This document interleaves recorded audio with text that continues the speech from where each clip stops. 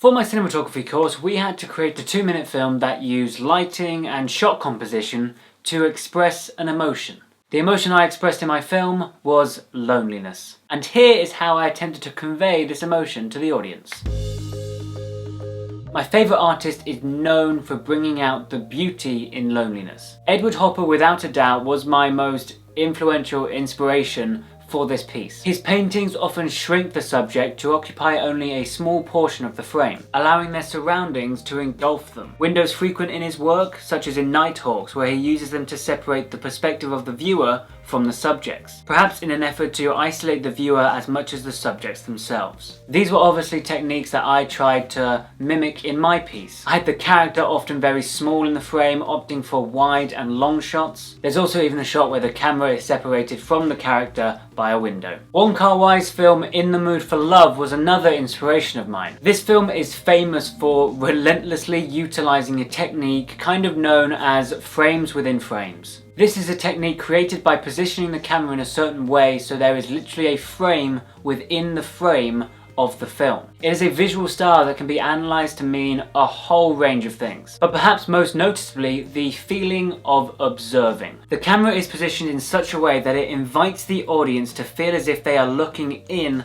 on intimate moments of people's lives. Plus, this technique can often be used to convey a sense of solitude. The framing will often force the characters to seem small and isolated, as if alone, trapped by the frame itself. This too was a technique I worked in to my film, and I think it worked really well.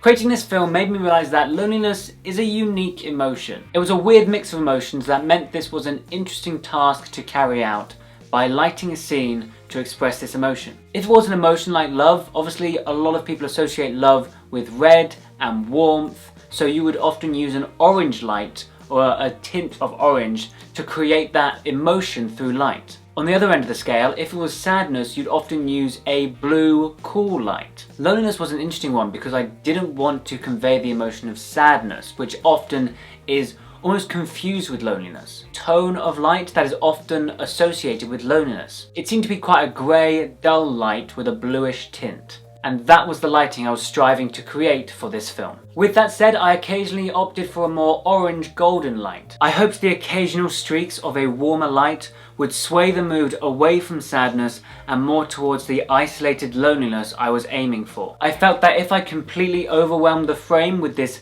blue light, everyone's mind would instantly think sadness, which was not the emotion I was after. I hoped that the contrasting complex lighting mirrored the contrasting complex emotion that I believe loneliness to be. The overwhelming sense of darkness was a conscious choice after being inspired by a lot of Edward Hopper's paintings that too are flooded with this mythical emptiness. The eerie vacantness of night seems to exacerbate the subject's loneliness.